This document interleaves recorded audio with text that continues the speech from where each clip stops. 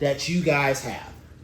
So several questions that you guys may have in regards to this, in regards to house flipping. And my goal is to answer those questions sometime today. And I'm also going to pass this around. If you can put your business card in, we have a couple of raffles and a couple giveaways today, courtesy of Flipping Loans and Commonwealth Insurance. So if you can put your business card in there, and we will do that giveaway, and we'll do one of them in a couple minutes. All right. So what are some of the questions that we have about home flipping? How to fund it? How to fund it. All right. I think we're going to answer that question today. And what about any other questions? How about how to sell a spousal? Okay. All right. So there is actually a program that I'm familiar with that integrates, that has family integration built in. It's like how to do it, because it is a partnership, right? And so I'll allude to them. And they've written a book, and they also have like a training program, and I'll see if I can connect you. Okay. All right. All right. So any other questions? Yes? No? Last time? Okay. All right. Well, let's go ahead and get started. Let me do this, and I'm going to work from the slideshow. All right. Sweet. All right. So funding your next flip with little to no money down. And this is the CEO framework in real estate investing. So today we got about a 3-hour course where we're going to discuss several strategies, tips, and a process. It is not just, hey, let me just go buy a house, let me make some improvements upon it, and then I put it right back on the market to varying degrees of success. And so what we're going to do today is we're going to talk through how that process is. There are several elements that we will not have time to get to today, unfortunately, okay? If we did have time, it would be longer than 3 hours. Discussing how to get into this business of flipping homes is, it's more than the time that I have today, and I apologize for that. That's why I put together a booklet to kind of scratch the surface for you. And it was better than the booklet that I had just about a month ago. So it's a little bit more information, but it's all about methodology here. So I wanted to introduce myself. I'm Milton Ali, and I've been in the business since 2017. I've been an agent since 2017. I've sold probably over 200 homes at this point since 2017, and I was Rookie of the Year in 2018. I was a part of the ALC here, which basically mean the agent leadership group of individuals. And for the last few years, I've been in the top 20% of all agents in GLAR. And on top of that, I recently received certification from Keller Williams to be a Market Center trainer. That's why people see me. That's why you see me. That's why I'm teaching classes so often. I will be teaching at GLAR offices very soon. I'll be teaching a couple classes there as well. So this is purely in my desire and design to really want to see and help a lot of people. That is my goal, is to help as many people as I can. And I'm very passionate for the investor community because I believe every homeowner is an investor in waiting. All right. So what I want to do is kind of talk about, how do we view our business? How do we view what we do and how we go about it? And even though this does have an agent component to it, but I believe in every business, everyone has a quadrant of value, or what I like to call a quadrant of margin. So I want you to think about it. There is basically jobs or things that we do in our business that have a low margin, and there's things that we do in our business that have a high margin, right? And there is also things that we do in our job that have a low maintenance and we have things that we do in our job that are high maintenance. So as we think this and we go through here, we see that here on the bottom, this is a low margin, high maintenance job, right? So when you're doing this job, whatever this job is and what you do, it is low margin, meaning you're not making a lot of money, and it's high maintenance, meaning you're doing a lot of work. Has anyone had a high stress, high paying job that paid very little money? I think we've all had that in our lives, right? And we hated it, okay? We really did hate it. Now, here's the thing. We also have, how many people have had a low responsibility, low paying job that was little responsibility? I've had that. Think security guard. So, funny story. I was a security guard about 15 years ago, and it was in between jobs. I was in advertising. So I was an advertising rep for the local markets. I sold WHAS. I also sold a smaller station. I worked in radio. I would run things for the Oprah Winfrey Show. I was, I had a sexy job that paid okay. And then 2008, 2009 came, they laid everybody off and lost my job. So I was a security guard, and I was a security guard literally listening on the radio. That's a thing. I was on the radio at 4 a.m. in the morning when Lehman Brothers closed. That's an over 100-year-old bank that kick-started the economic crisis of 2008. I was literally in a car working as, I don't think it kicked it off, but it was one of the casualties. And I'm in a car at 4 a.m. in the morning listening to this bank, and they're like, yes, they're live in England and they're closing their doors, and this is something that's really crazy, blah, blah, blah, blah, blah, blah. But it was a big deal, right? Low margin, low maintenance. However, has anyone had a high-paying job that was very stressful? Okay, high-paying job, very stressed, right? Varying degrees of stress. Why do you do the high-paying job why would you do a high-maintenance, high-margin job? You're only in it for the money. There is no desire, no desire to do anything outside of just be in this for the money. That's it. I'm only in it for the money, right? But this is where the dream is, right? Wait a minute. High margin, low maintenance, where I make more money and it is less work. How many of us is looking for that? Okay? And so we're going to talk about done right, flipping a house with the right methodology and the right plan in place can create this type of low maintenance, high margin opportunity. Done right, you can get there. Some of us, unfortunately, we trade low margin, high maintenance for high margin, high maintenance. We tend to trade those because at least we're making money. I'm dealing with all the stress and I'm making money. So we're going to talk about how to work with contractors, how to hire, how to fire, how to negotiate, how to build relationships with people. Because it's so important to be able to do all of that. All right? Let's continue here. Hello. Yes. And so, all right. So we're going to talk about, just have a seat anywhere and just have a seat. And so what we're going to do today is we're going to discuss the CEO framework. All right? Well, the C stands for create the energy or conduct the orchestra. We're going to talk about the E part, which is engage talent. Engage talent or acquire talent or acquire people to help, because Scott Galloway says, he's a professor at NYU Stern School of Business. He says that greatness is found in the agency of others. None of us are self-made. We all have partners. None of us are just going to be great on our own.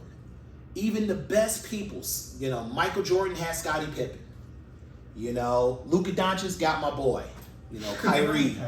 You know what I'm saying? You got my boy Kyrie on his redemption arc right now. Go Dallas. But anyway, own the results. Literally owning the results. And with those results comes a degree of accountability.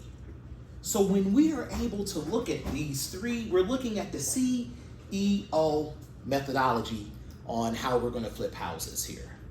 So management is doing things right. Leadership is doing the right things. What do you guys think about that quote? How would that relate to flipping a house? Not all at the same time.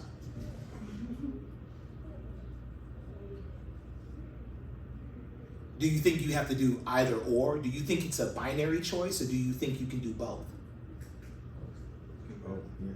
You can do both, right? So it's one thing for you to be able to do things right. You want people to do things right. Yet, when it comes to managing a property that you are renovating, it's about doing the right things. Because so many times we can do things right, but it was the wrong thing to do. And this is where hiring a great real estate agent comes into play, right? Because though that real estate agent can help you navigate what are the right things. And then we make sure that the people can do things right, if that makes sense, right? So creating the energy or finding the deal, sourcing the deal. When we bring Chris McCarty up, he's gonna talk a lot about sourcing the deal. But I just want to get through some of the material just so that we can speak to that. And he's going to talk a lot about, sourcing and finding properties. I find a lot of properties. I have an extensive network of investors, real estate agents, and other people and sellers themselves where I'm in a relationship with, and they can bring me intelligence and help out. One of the areas of which we are experts, if you are a real estate agent, then you have experts for you to be able to perform analysis and look at where is the market going and what is the market doing. And to my clients, I'm an economist of choice. So I'm able to identify what is an opportunity and what isn't an opportunity. Okay?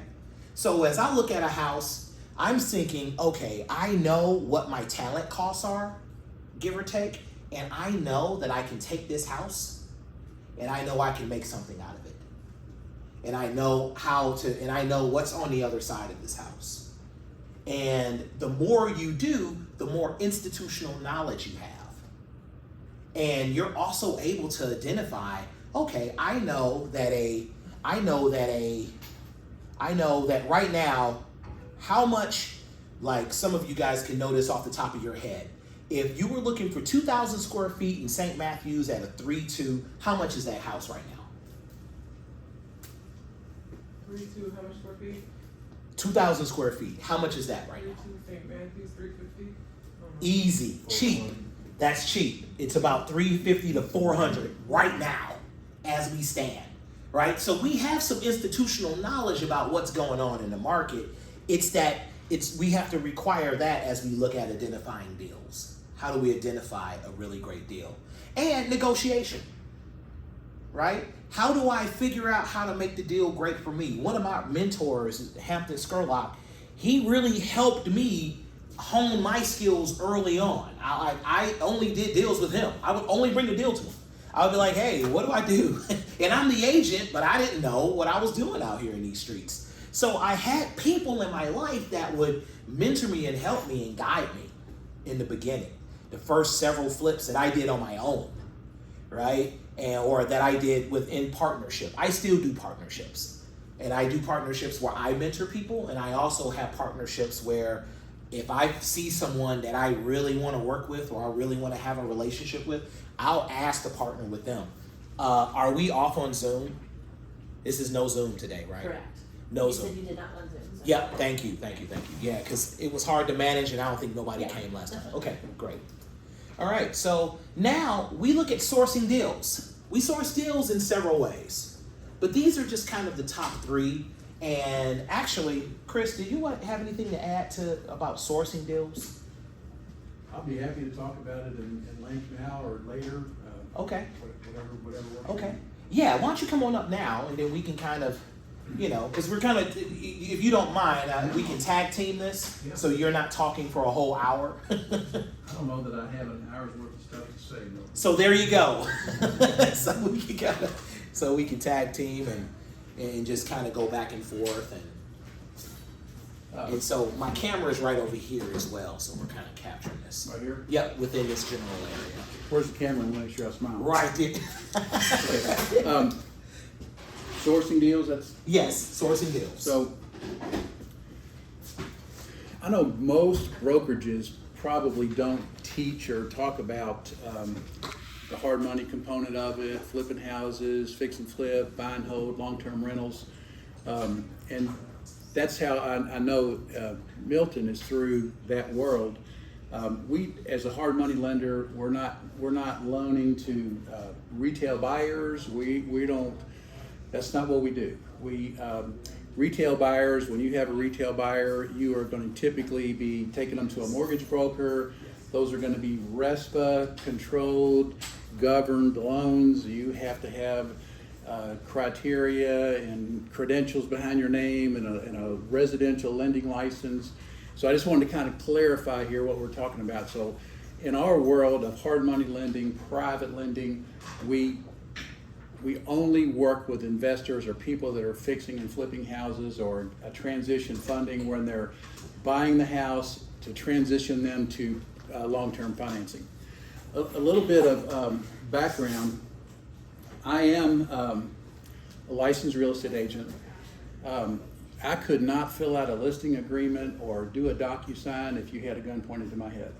I go through the traditional annual renewals just, I guess, to be a part of the club and the group. But where I really, where my career is I built my career purchasing, acquiring, and managing single-family homes, apartments, commercial, and so forth. And then later in life, as the fruits of those efforts sort of paid off, I began to lend money on a hard money private lending with real estate investors. So sourcing deals. So we're talking about how folks find deals. Is that really? Yes. When we had spoke, you wanted to speak about how people find deals. So it's a tough market out there. There's very little inventory. We all know that. You have all these people that want to buy real estate. They're looking for deals, but no deals are out there.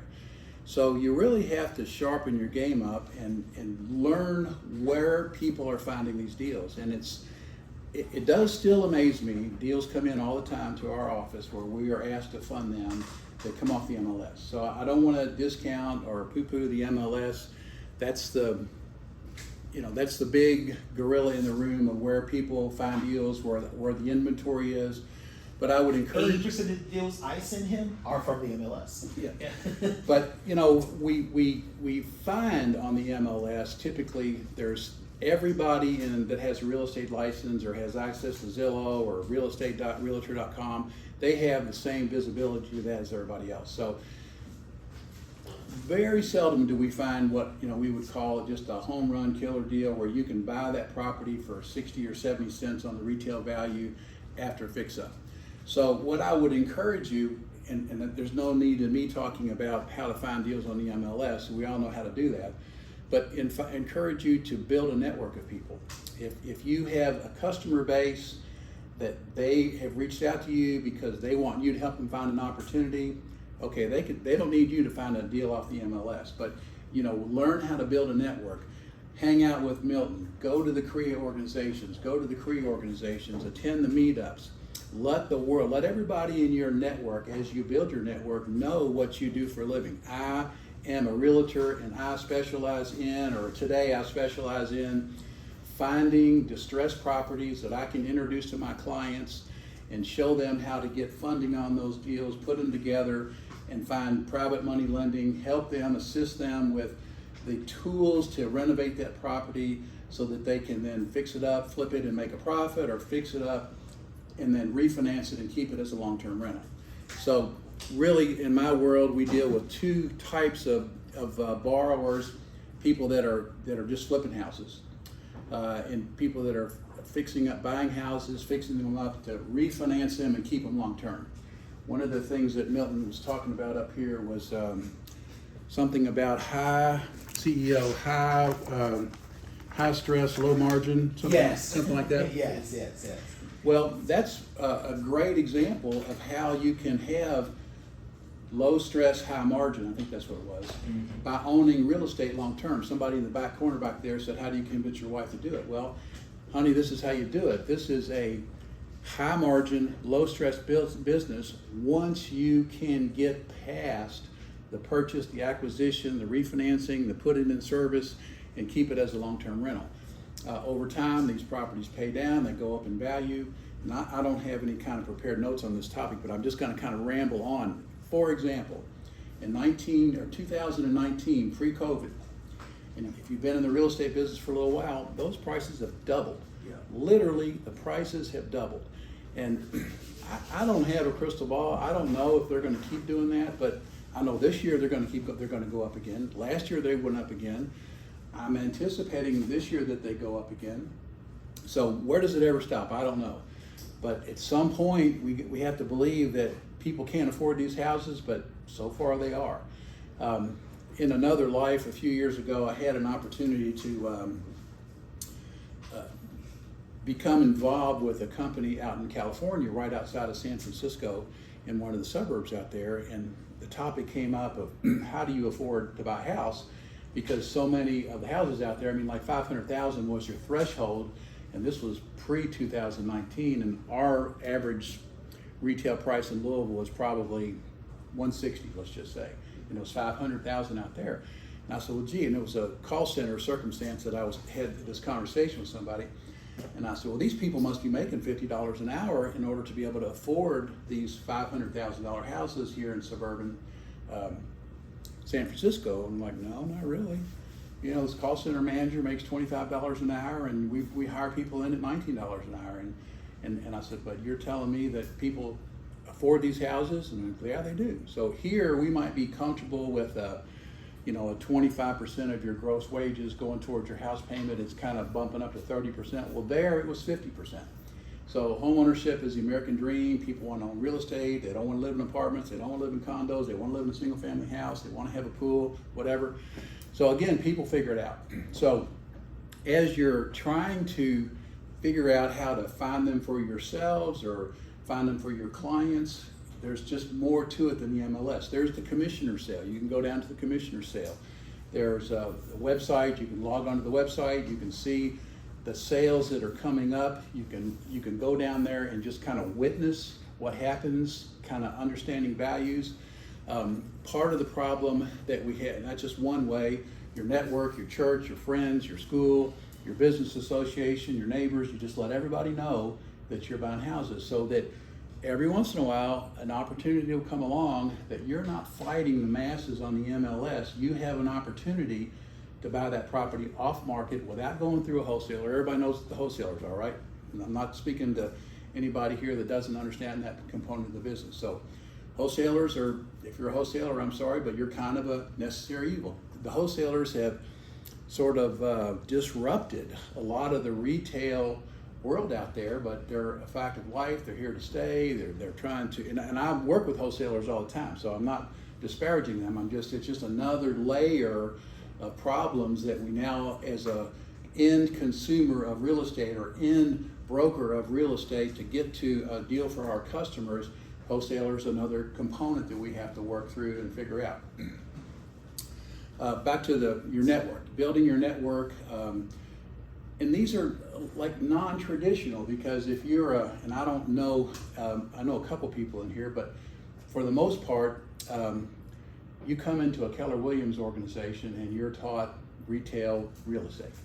And I'm assuming there's not a lot of this secondary and additional and alternative ways of finding opportunities that don't exist on the MLS that you're typically taught. Is that fair?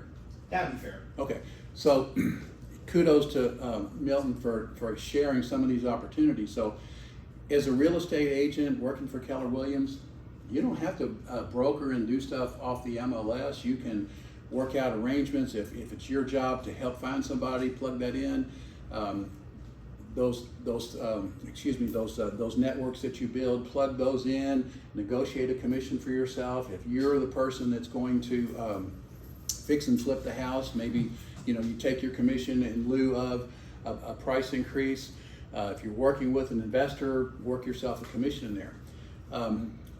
Back in the day when I was getting started 40 years ago, and I'm also a buy and hold real estate investor. So I very seldom have ever sold anything that I bought. I just keep it. But back in the day, before wholesalers were called wholesalers, I'm not sure what we called them, but there were people around Louisville that would wholesale properties. They would find them and broker them. We didn't get involved in the real estate world. There were no commissions. They were just old school assignments of contracts, not going through the MLS. But Milton asked about how do you find these deals. Well, I was always ready to go. I was accumulating residential and commercial real estate as an investment, and it was sort of my side hustle. I had a regular day job that I owned a business that I was accountable to 7 days a week. I had all these employees, and so I really was just strapped everywhere for time. But when one of these wholesalers that were not labeled wholesalers back in the day would call me, I would say, I'm going to get out of this building and I'll be there in 20 minutes. And no matter what, when somebody called me, it was an opportunity to get over there and get that thing under contract, because I knew these wholesalers knew what I was looking for, I knew what I wanted, and I was ready to go. So I was just always prepared to write an offer on a contract. So that wholesaler was an example of part of my network. He was in my network. The MLS was in my network. I went to every single Jefferson County commissioner sale. That was part of my network. Everybody at the commissioner sale would know that I was buying houses. You could actually wholesale houses at the commissioner sale. You could buy a property at the commissioner sale and wholesale it to me. So that was a usual and typical transaction that I would do. I couldn't get to the sale, or I hadn't looked at the house, and at the commissioner sale, back in the day, they might auction off 150 houses on a given day. So these sales are moving quick. These houses are going through the auction, and if you bid on them, you bought them. If you bid on them, you bought them. So the house would come up, and I was thinking, man, that seemed like a good deal to me. Well, I was not aware of the property. I hadn't looked at it. I didn't know if it was a good deal or not. So somebody else that had would buy it, and I would just let it be known that I'll buy those houses from you for $5,000. You don't have to do anything. If you were the successful bidder, and just call me up, I'll buy it from you. But that way, for that $5,000 markup, I had the opportunity to go look at it. And so the guy that actually bid it, he bought it. So whether he made a good move or not, sometimes we made mistakes. So there was an example of how we would wholesale deals. Yeah, so awesome. Awesome. And Network, CREA, the meetups. You can just go to meetup.com. There are meetups all over this town. Cornelius, I see you at meetups. They're everywhere. And at these meetups, you find like-minded people. You might, in your church or your business or your neighborhood, you might only have 1 in 200 people that could ever help you find a deal. But you go to a meetup, and 100% of those people at that meetup are there about real estate. Some of them are wholesalers. Some of them are just trying to figure out what's going on. Some of them don't have a clue. Some of them are predatory. Some of them are, just there for the free meal, whatever. But going to these different organizations, you can learn a lot. And mentoring, there was one of the topics that you talked about on one of your slides up here. Mentoring is everywhere. Milton is a mentor. You can go in his office and he'll answer any question that he has the capacity to answer. You can call me up. I will help mentor you. You don't have to borrow money from me. There are mentors everywhere that will help you with this. Somebody that, not to pick on you, but somebody that has overcome the example of what you talked about, getting your spouse on board with it.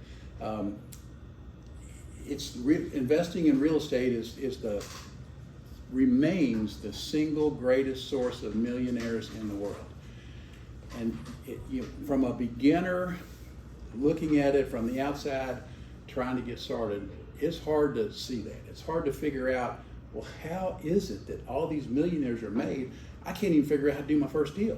I can't even find a deal. And every deal that I find costs too much, and there's no margin, and I can't mark it up, and I can't figure it out, and it doesn't cash flow. Yeah, all these things are true, but it's harder today than it was 10 years ago. In 2019, when the prices were half of what they are today, I would look at those prices and I would say, man, that's a lot of money to pay for that property.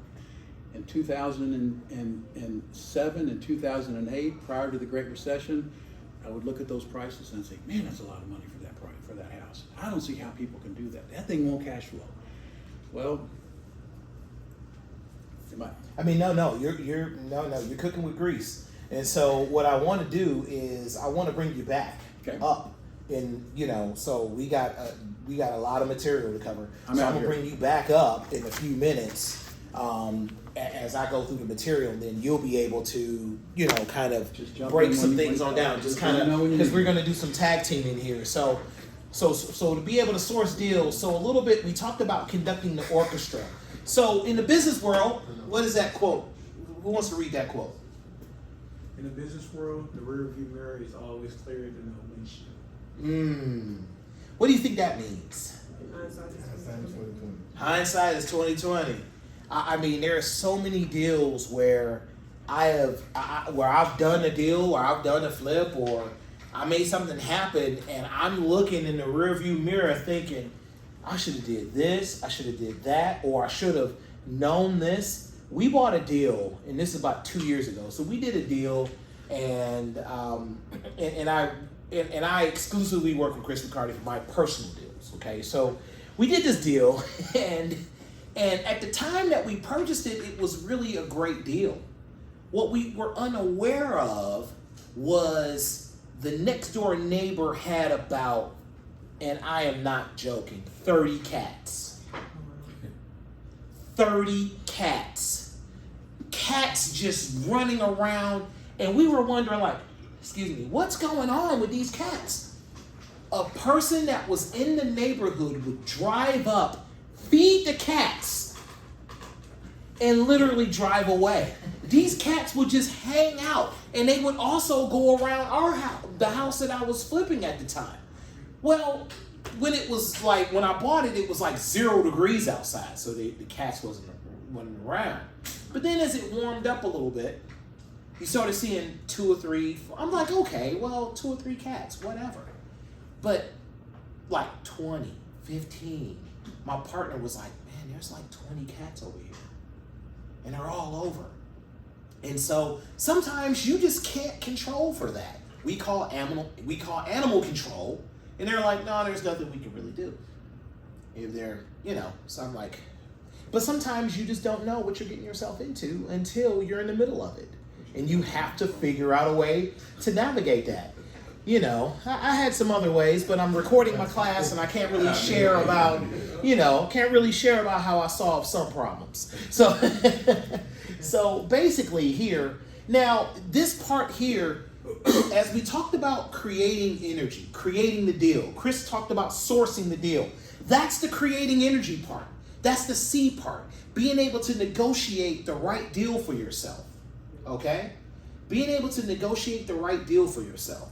So we're going to talk about an accountability. We're going to talk about some math on how to do that a little bit more to achieve the result you want. But let's talk about, we talked about getting deals, going after, looking, networking. Now we're talking about the engaging talent piece. The engagement talent piece is acquiring talent. There's a difference between hiring and engaging. Okay? So the example that I used last time in my other class was my wife, whom I married. I did not go to her and say, I want to hire you as my spouse. I didn't want to hire, I didn't say, because I don't think the proposal would have went well if I would have said, hey, honey, I want to hire you. I just don't think. Who wants to be hired as a spouse? I don't think anybody wants that, right? But we all love to be engaged, right? And what I mean by engaged is that we are developing something. We're doing something together. So it's a difference between hiring someone and engaging someone. I can hire the plumber to do, hey, plumber, I want you to fix the toilet. Fix the toilet, replace the toilet, you're in and out, you're done. It's a difference between, hey, Mr. Plumber, can you make sure that this is plumbed up to code? Can you make sure that all the pipes that we have, I have an unfinished basement so you can kind of peek around and take a look and see what's going on? That's engaging that plumber's expertise. One did as well. I hired the plumber, he performed a task. It was short in order, he did it and I paid him. It was a transaction. An engagement is a broader scope of work that has to be done, right? So if I'm building a team of individuals and I am engaging, it is allowing for me to have a better result. And so one of the things that when you think about the hiring part, we already discussed this, about how it's transactional, limited versus encompassing and project-based. You're able to really see and come together and get your talent in order. Has anyone have a contractor nightmare or a contractor problem? Okay, I know I have.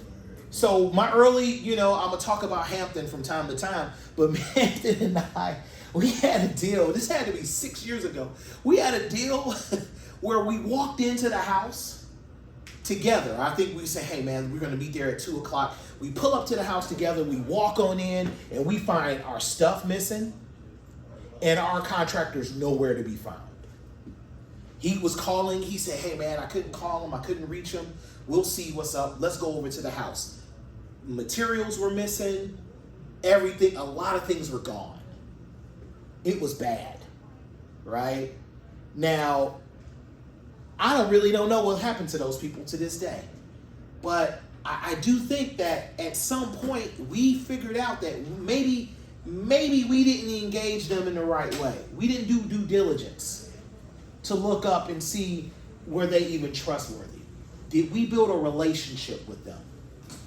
How many of you guys have hired people before that you hired them to do a big job, but and that was their first job with you? A big job, like a whole bathroom, and you hired them to do a whole bathroom, but they've done nothing for you before. I have, okay? So what I want to talk about today is how to engage talent in a way that benefits both the talent, and when I refer to talent, I think of anyone who does anything specific with a degree of workmanlike manner.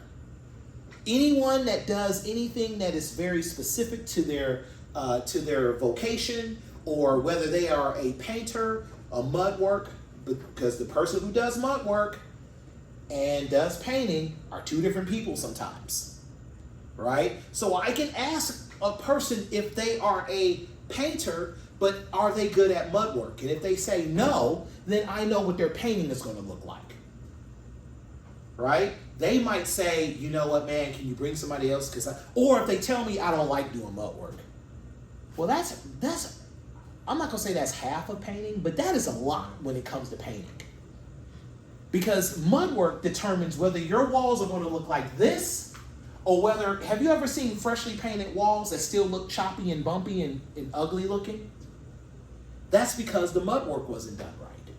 And so, but I've learned that the hard way, because I'm looking at bad paint jobs and I'm like, oh, that's because they didn't do great mud work.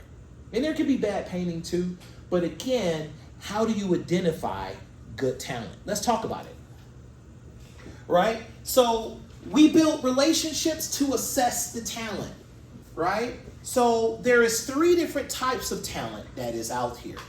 And I like 3 different types. And it's in the booklet, 3 different types of talent. There is unproven talent. There is emerging talent, and there's proven talent. Those 3, which one do you think is the cheapest? The newer. Huh? The newer baby.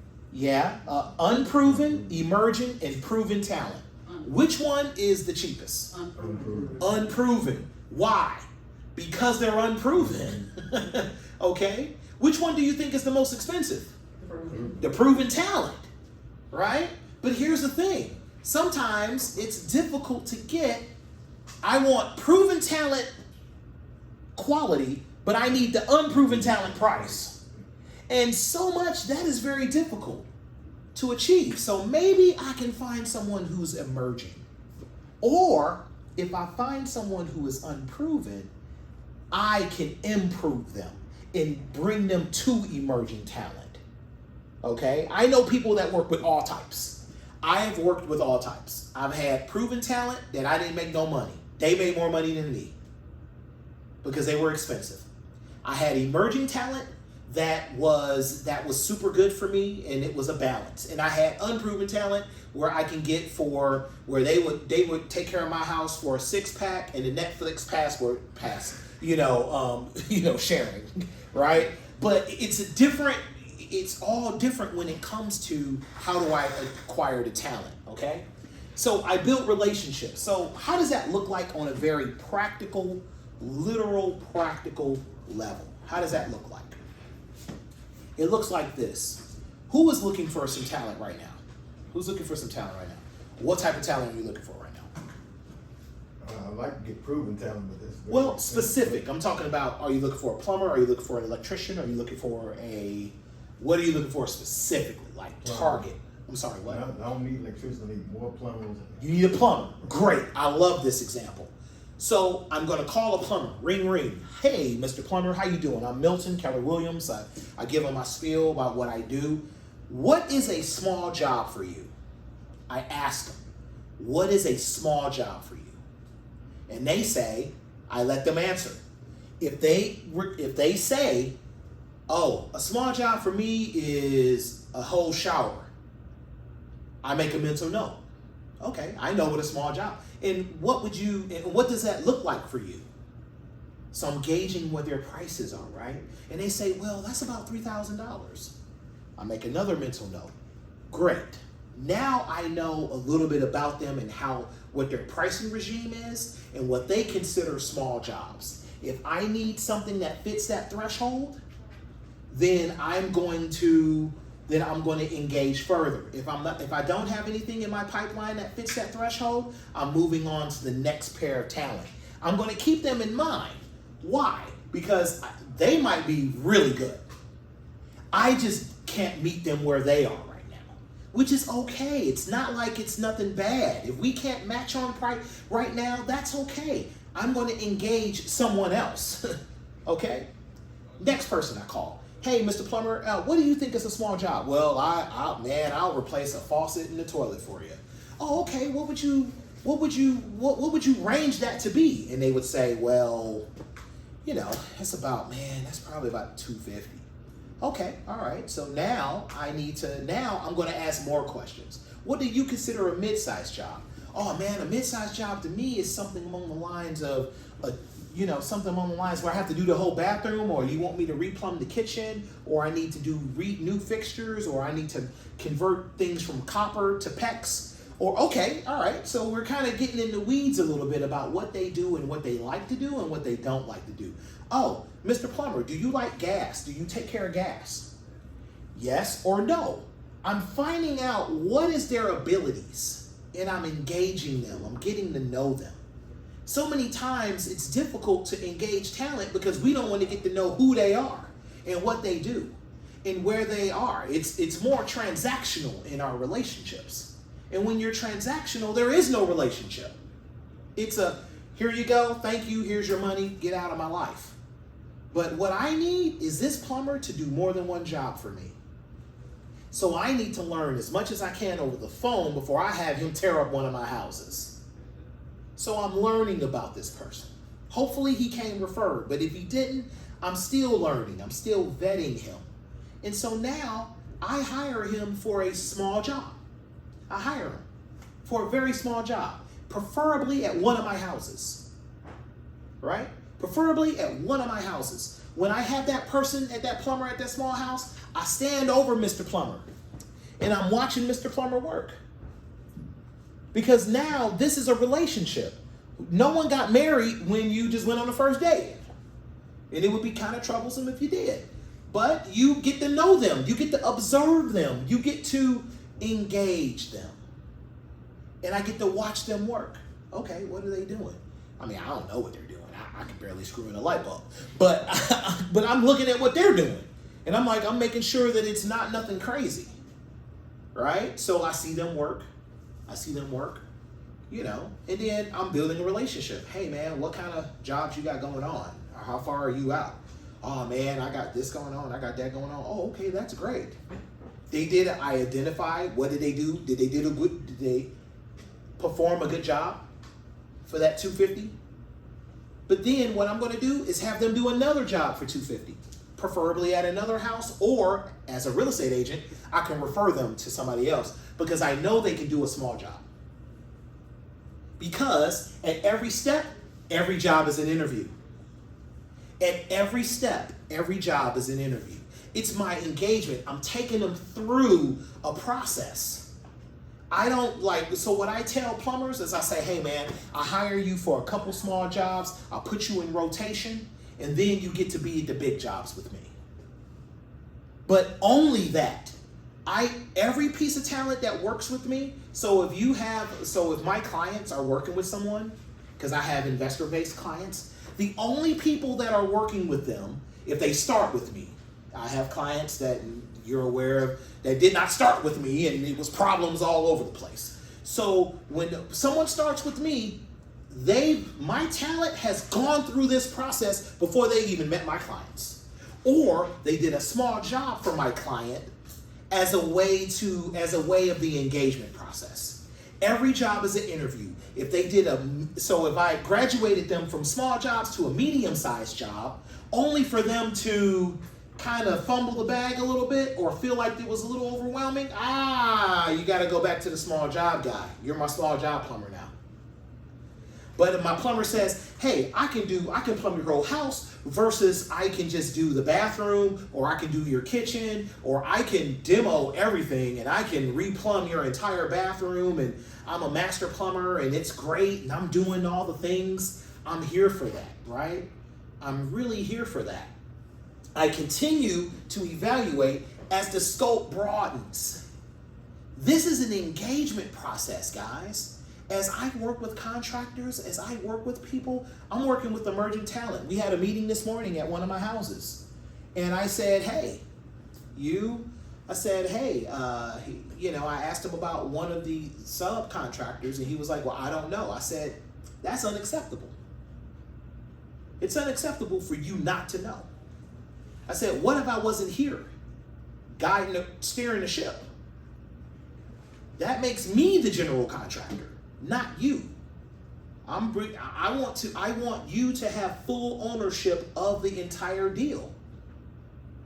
And that's the important piece of it. Because ultimately, it is my responsibility. I am the CEO of the property. I know everything that's going on. And I know enough to hold people accountable.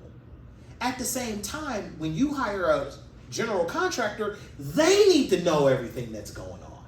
And you hope that a contractor performs a process that's similar to the way they assess and evaluate talent. Because this is your house that we're talking about. This is somebody's home that you're going to be moving into we're talking about. Because I have had inspections go really bad. I've had inspections go really bad. Any questions about this so far?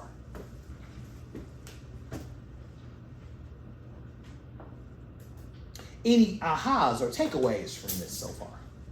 I like the rotation of having a couple of each trade Yeah. that you can kind of work through, and then if one's not available, maybe the other is.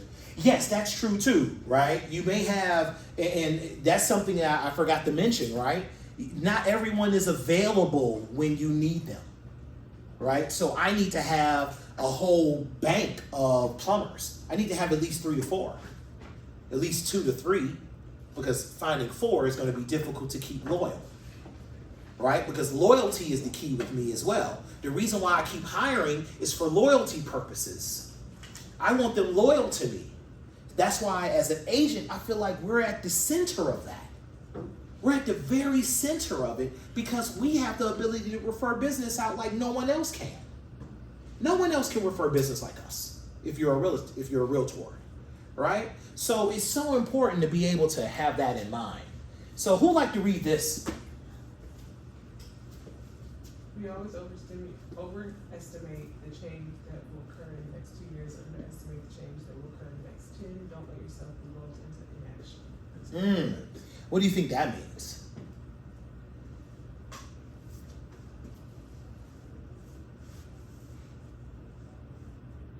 Not all at the same time. We tend to be short-sighted. Okay. Okay. Short-sighted. Anybody else? So if you overestimate the change that's going to be in the next 2 years, it might be one of those situations where you're like, well, I'm going to get to that, or that's going to take care of itself, or we're going to get there. Versus underestimating what's going to happen in the next 10 is going to, again, yeah, because the short-sightedness of your immediate is going to draw down your long term. A little bit. And so I definitely appreciate that. It's really interesting about how we look at how it is a lot that we can overestimate in the short term, but underestimate in the long term, right? It's so, because what I have to do when I assess talent and when I'm looking at how to help people, it's like I have to think about how I'm going to work on how I have to work with people in the long term. There are people that I work with that have seen 6 figures because of me. I'm sure you guys can point to some people that have seen, that you've referred business to, that have made real money with you. There are people that have literally made like 6 figures because of the business they did with me and the business I referred to them. That's what makes loyalty so amazing. And that's the approach that you want talent to take. That it's like, it's a relationship. I couldn't look at my spouse from a dynamic of how the next 2 years go, because we just celebrated 18 years of marriage last month. So I couldn't look at the short view. I have to look at the long term in the selection process. So when you're engaging talent, it's about being able to see someone that you can work with for a longer period of time. Not necessarily for someone for 2 months. Yes, will there be transactional players in your life? A carpet cleaner is a carpet cleaner, okay? Well, actually, no. A carpet cleaner is not a carpet cleaner. My suggestion is you go with A1 carpet cleaning. Why? Because A1 carpet cleaning does not blast water all the way down to the end of your, through your carpet to the subfloor, only to extract 60% of it back. So when you work with traditional carpet cleaners, they push all the water down to the subfloor and they only extract 60% back. Did anybody know that? Okay? That's why I go with A1. So carpet cleaning is not carpet cleaning. That was a horrible example. But take take someone else, and sometimes you are going to work in a transactional world, guys. We're going to live in this transactional world. We're going to be doing that, right? Let's kind of look at owning the results. So this is where I want to talk about this. We're going to do some real estate math. So if anybody has like sheet of paper, we may want to write this down, okay? The way that I judge a deal, and I'm a real estate agent, okay? So I judge deals differently, and I have conversations with Chris and other people in this business. We all judge deals differently. But this is how I judge a deal as going to be a decent flip for me, okay? What I do is I want minimum, I want a 30% margin. This is not easy to come by, I'll be honest. This isn't easy to come by. Why? Because I'm taking advantage of somebody in order to get to this number, below this number. If I'm at 20% margin, I got the cheapest of the cheap labor. I got the cheapest of the cheap material. But the reason why I'm at a 30% margin, and I love the 30% margin, is for one reason, and it's really shallow, guys. The main reason I use a 30% margin is because I want that investor to pay the agent. I want the investor to pay the agent. I need them to pay the agent. That's, because I work with investors all the time. And if that investor doesn't make money, who are they not going to want to pay? Yeah. For you. Some of you guys are real estate agents in this room. That's very important. But this is, how do I arrive at a 30% margin? Okay? Let's do something that's really real with the math now. Let's say that Chris came up to me and said, hey, Milton, I got a deal for you. Right? A lot of people come up to me and say, hey, I have a deal for you. Great. What is this deal? This deal is a 4-bedroom, 1-bath house somewhere in West Louisville, and this deal is $55,000. Okay? So let's remember that. It's a 4-bedroom, 1-bath, and it is $55,000. So I got 2 pieces of information that I know up front. I know that I need what's my margin? 30%, okay? And I know what the house is. Maybe I have an address. And then I do have an address. 123 Main Street. And then I have a price, and what's the sales price here?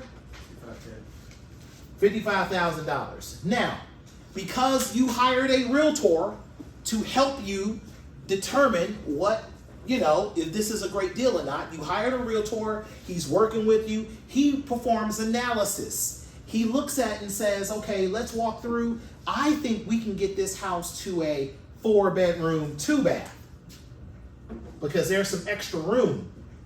I can make this a 4-bedroom, 2-bath, and I know that the ARV on a 4-bedroom, 2-bath in different parts of West Louisville is $195,000 or more, but let's just stick with 195, okay? All right, let's just stick with 195 because it depends on the block. Yeah, I know. So now I have an ARV of what? 195. And I have a sales price of what? 55. Okay, so now what I know is I also have a what? A margin, which is, 30%. so how do I figure out if this is a good deal or not? What I do is somebody grab their calculator 55. and I take my 195 and I divide it by 0.7. How much is that? $278,570. I'm sorry, multiply by 1.7, by 0.7. Okay, $136,500, okay? This number here is my all-in price. Including repairs and everything.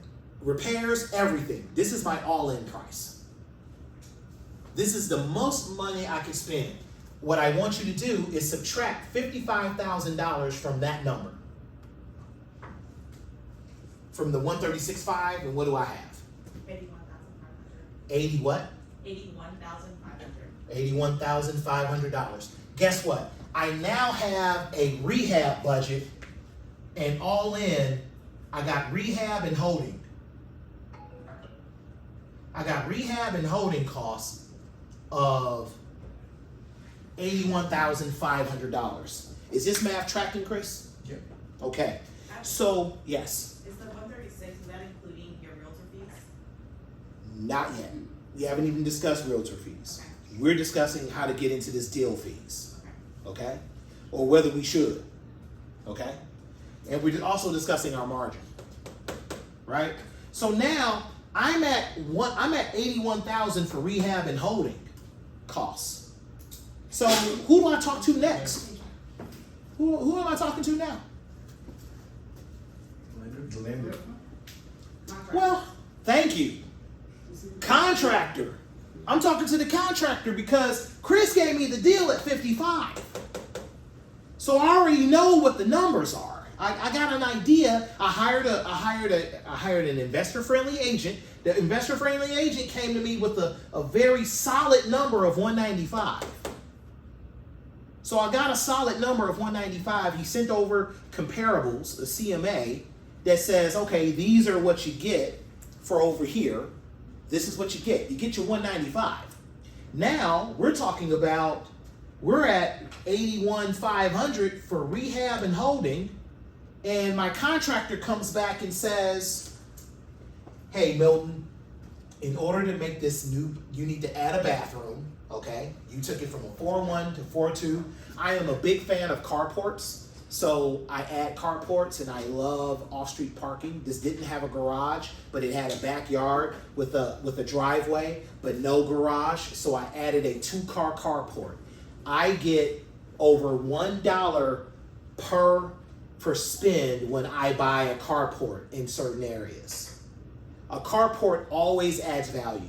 It's always 100% upside. Maybe not 100%, but you see where I'm going. There's always upside when I add a carport. So a carport is in my scope. Carports for two cars tend to be roughly around $2,000, maybe $2,100 tops. But I just added $5,000 I added $5,000 to $7,000 to my house value just by adding a carport. Why? Because people value covers over their vehicles. All right. Not everybody will value a garage. Most people store their stuff in a garage. But if you even have something to store, if I had a carport and I don't want to put my car in it, I could put my grill in there. At least it's covered, right? So people value that. So my contractor comes back and he says, "Hey, I'm going to add the bathroom. I'm going to add the carport." And the house looked like the house had the carpet from the Shining movie. Some of y'all young people don't know what that is, but it was that shag carpet from The Shining, right? But it had that bad carpet in there, right? So it had all that carpet in there, and so now my guy comes back to me and says, "Hey, Milton, I can renovate this house for $79,300, all in. Is this a good deal?" I mean, yeah, still, You have all the numbers here. Is this a good deal, guys? yeah. You get your 30%. Is it? You get your 30% of the ROI you were looking for. Okay. Anybody else? Okay, I got some holding costs in there, huh? I got some holding costs in here. We haven't worked commissions yet, because remember, I got this 30 number. That's where commissions are coming out of. That's where your closing costs are coming out of. That's where all the other costs are coming out of. Is out of this 30 number. We'll work out the 30 number when you have a net sheet based on what your all-in costs are and based on what your term sheets are with your lender, based on insurance costs, based on all of these different things. But I want to, so can you subtract 79.3 from 81.5, and it's probably somewhere around 1,800 or something like that? 22. Huh? 22. It's about 22. So you got a couple $1,000s to work with. You got a couple $1,000s to work with. How much is your LG&E going to be again? How much is your water bill going to really be? How much is the insurance cost on that? Insurance is going to roughly run you around $600 to $800. You know, for the property. Remember, you're only in here for 3 to 5 months. And these people said, "Oh, we can do this within 2 months," which is most of my contractors. Most of my contractors, with notable exceptions. And during the pandemic, it was a little crazy town. During the pandemic, it was crazy because it took Windows about 1,000,000 years to come back. Right? It took certain things a longer time to come back to me, right? So as a result, I'm looking at this 81,500 as my rehab and holding. After I subtracted the 79,300, I'm down to a couple $1,000s to be able to take care of some of my insurance costs, take care of some of my other types of costs, and I can just do what I need to do, right? Does that make sense? Would you approve that, Chris? That's typically what I try to bring to Chris. Now, how do you break down this 30%? We're going to talk about right after this break. Does anybody have business cards that they need to put in here? Because I'm going to have you come up and, talk about what you do. And I want to introduce to everybody Mike DeVito, who works with Commonwealth Insurance. His office is right down the street. And if you ever worked with Commonwealth when they were in the office and they referred insurance company, he more than likely did the policy. So Anyone now, if you don't have a business card, could you write your name on a sheet of paper and put it in here? Because we do have a couple giveaways, and I want to do that right now. Okay. And Mike, why don't you go on up and okay. So sheet of paper, write your name, number, email address.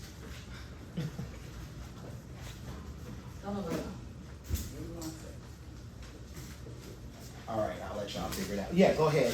Right here. We're gonna, doing a break or no? yeah. Actually, we can. No, we're not going to do a break, but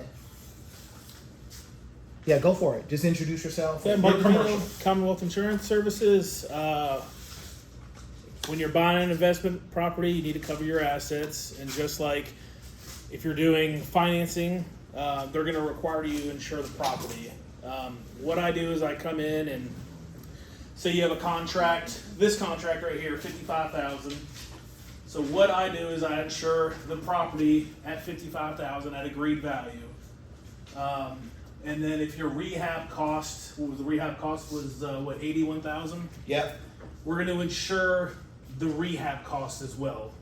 So you'll have a total insured value of the $136,000. So that's if something were to happen in the process of you buying the house, in the process of the renovation. We're insuring all building material costs. So you're buying flooring, things for bathrooms. We're insuring all of that.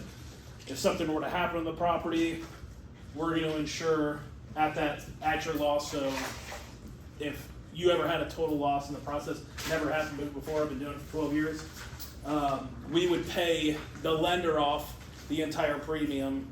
You're not likely going to have enough coverage to rebuild it because you're buying a ran down property. If you want to go full replacement costs on a property, I don't recommend it because it's a lot more money, but you're at least, if something were to happen to you, you wash your hands all the way from the property and you're $0 out of pocket. The lender is always going to require, like you guys, when you're doing finance, you're going to require guidelines to insure the property. So when the lender sends you saying, hey, I need X, Y, and Z in these coverages, you come to me, and then I make sure that the insurance policy in force will satisfy the lending company on the property. Some lenders are a little more strict than other lenders, and they require $1 million in liability. But what I do is a lot of my flip homes, we can do 3-month policies, 6-month policies, and annual. I always lean towards doing the annual policy. 3 months, say if you do a 2-month renovation, then it's on the market for probably more than, by the time you close on the property, it's been more than 30 days. So I'd recommend always buying at least a 6-month policy. There's no price difference between a 6-month and an annual. So just one question for you as you're in the middle of talking. Chris, what do you require on your insurance? 6 months, 6 months worth of prepaid insurance, so we don't want to have a 3-month policy because we know very seldom is it ever going to get paid off in 3 months. If it gets paid off in 3 months, he'll give you a refund of your premium, but we want to have 6 months worth of coverage, so we're not halfway through the process and we get a notice that your insurance is going to. What about, more specifically, what are your requirements on value? We want to have the ARV. Whatever our loan amount is, we want to have at least that amount of coverage. So if you pay $55,000 for it and you're borrowing another $60,000 to renovate it, that's the minimum amount of coverage we'll accept. So we want to be made whole in the event of a fire or a hazard issue. Does that make sense, guys? So when you're in the middle of it, you get insurance, that's what you're going to want, and that's going to satisfy the lender.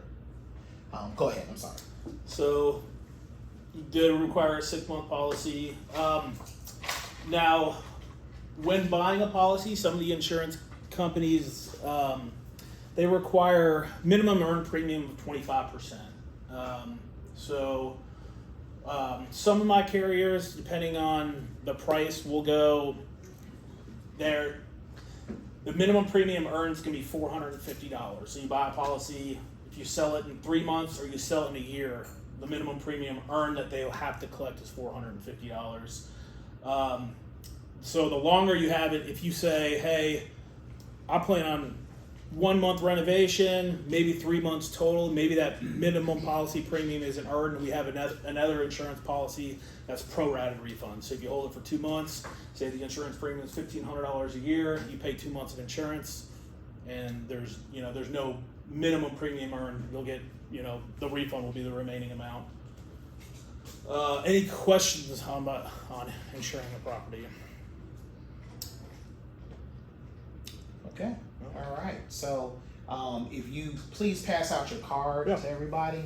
And what we're gonna do is we're gonna have you pick out, we do have several gifts. We do have several gifts today. And so we're gonna start off with, so I'm gonna have you pick it. And all right, who's that? Deandra? All right, here you go. All right, Home Depot. And so you get a gift card from Home Depot. And actually, let's go ahead and give out one more. And then we're going to continue on. Trace, why don't you go ahead and pick it out? Oh, okay. This is Michael Wimberg. Oh, okay, great. Here you go. Thank you. Rose. Appreciate it. All right, great. And I do recommend, so let's kind of talk about that a little bit. Home Depot and Lowe's. Any reason why you would get a gift card to Home Depot and Lowe's? And what you talking down there? Because I live at most Home Depots. That's where I live. My suggestion, if you're a member of CREA, then they connect you and they allow you to have a pro account with Home Depot. I have a pro account with Home Depot and I love it. I literally use it so much, and I use my pro account often where I'm able to identify what's going on. It tracks my spending, and anything that helps me track my spending is a good thing, okay? So let's go ahead and let's continue on. We got results and we're owning results. And we're doing some real estate math. What I want to do is bring you back up, Chris. And I kind of want you to talk through, I know that this was just one of the many examples, but I really want you to just kind of talk through how to apply. Actually, I'm going to move this. It's going to be how to apply. No, you can still, really? All right, we're going to move this. All right, so I got that for you. And we just, you get to just talk about flipping loans specifically and just how people apply. And I got several slides devoted to your business, and maybe you can look at the slides and comment as you will. So this 30% gross margin is a great number to aspire to.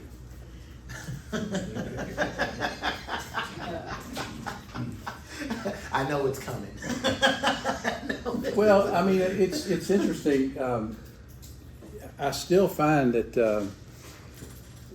I look at I don't always examine the HUDs after the fact, and sometimes going into the projects are a little bit suspect. We want to have an ARV of 80% of your total appraisal. So I'm going to just kind of focus on the requirements, and we want you to make above the requirements. So we are going to require every loan that you take out with us, we're going to require an appraisal that has an as-is value and an ARV value.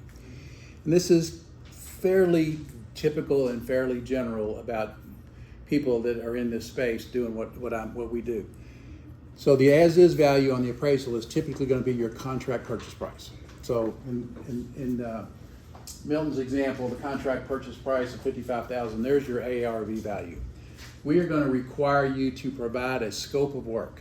And that scope of work is going to detail what all you're going to do to that property. And then we're going to take that scope of work, we're going to give that to the appraiser. The appraiser is going to then take that scope of work, your purchase contract, and go out and find comparable sales in the marketplace that have been renovated to the scope of work that you provided. If you give a scope of work that is, say, more abundant than not, you're liable to get a higher appraised value ARV value than if you're just gonna go in and put new paint and carpet in it, and it needs new countertops, and then the roof shot, and the windows are old, and all that. So we're gonna look at the appraisal, and we will loan you, generally speaking, 80% of the ARV. And that's upfront. So we don't say, we don't allow our customer to say, well, it's going to appraise for 300 and I want to get 80% of the 300. We're going to let the appraiser determine that number. So we will loan, and we want the numbers from you up front. We don't want you basing your numbers on an appraisal. We want you to have done the homework. We know what your purchase price is. We want you to have even sometimes provided me some comps. Like if somebody turns a deal in and they've got these crazy numbers, I'm just like, well, let me see the comps that you're looking at. I'm not going to go digging into all the comps in the marketplace. I would do nothing but look at comps all day long. So we're going to let the appraiser provide the comps, but I'm willing to listen to you about the comps that you say that you're going to use to justify this ARV. Does that make sense to everybody? So then we will loan up to 80% of the ARV. So the process is, I don't know that we have a hard and fast financing program. What I like to do is kind of give some generalities. Generally speaking, we want you we want you to get us out of your life as soon as possible.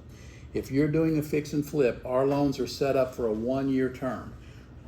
We'll take the money for that 1 year, but we are fine if you want to get us refinanced and sold in 3 or 4 months. We are expensive.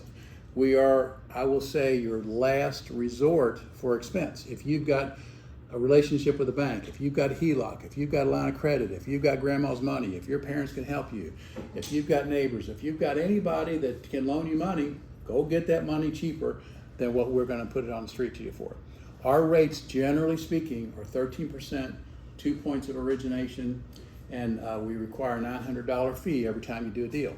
So we will take our fees out of your 20% margin. So we will make you a loan for 80% of the ARV, generally speaking, and you can take those fees out of there. We will require, generally speaking, a 10% down payment. So in this example here, generally speaking, we would require a $5,500 down payment on this purchase price. And then we would finance, so we would finance 90% of the $55,000 and 100% of the $81,500. So you are only out of pocket in this transaction $5,500. We will take additional collateral in lieu of your $5,500 if I deem you to be a credit-worthy risk or experienced, if that's something that appeals to you. But generally speaking, in this transaction, the $5,500 is what you bring to the table. We're going to take this $81,500 and divide it into, I'm going to just say 81 divided by 6, whatever that is, approximately $16,000 and something dollars, $17,000. We're going to give you your first draw at closing. And we're going to mirror your scope of work. Remember, you've provided us a scope of work to justify the $81,500 that you're spending, that supports the appraisal that we get back, that hopefully is going to be somewhere, 136 divided by 80. That would give you what that sale price was. I don't remember what that math was. What was your sale price? $195. $195. Okay.